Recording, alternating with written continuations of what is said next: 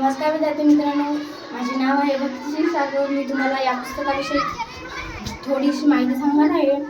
तुम्ही शांतपणे करायची माझ्या बरोबर नक्की। माझ्या शाळेचे नाव आहे जिल्हा परिषद प्राथमिक शाळा पानकलेगाव, तालुका सेनगाव, जिल्हा हिंगोली। माझ्या शाळेत ग्रंथालय आलेलं आहे। त्या ग्रंथालयात खूप छान पुस्तकं आहेत, जसं फुलपाखराचा जन्मसोहळा, जरूरत काय फुलाची, असे वेगवेगळे पुस्तकं आलेले आहे। त्या पुस्तकातून मी एक पुस्तक घेतले आहे। या पुस्तकाचे नाव आहे बिंदी। या पुस्तकाचे लेखक आहेत सुजाता शिरवळकर महाजन।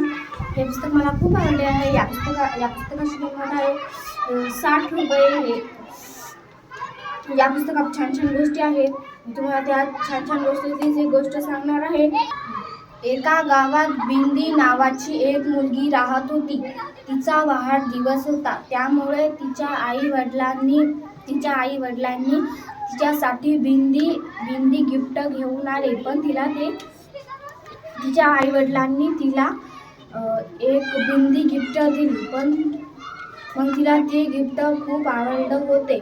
ती तिच्या रूममध्ये गेली आणि नटून सजून बाहेर आली। पण मग तिच्या आई वडिलांनी तिला विचारलं, अगं बाई, तू अशी नटून थटून का बाहेर आलीस? तुला कुठे जायचंय का? ती म्हणाली, नाही, मी बिंदी आणलेली आहे, तर मी आता बिंदीच लावून राहणार आहे। तिच्या आई वडिलांना खूप त्रास होत होता, कारण की ती बिंदी लावून ती घराच्या बाहेर जात होती आणि त्यांच्या घराच्या बाहेर खूप गुंड आलेले होते। त्यामुळे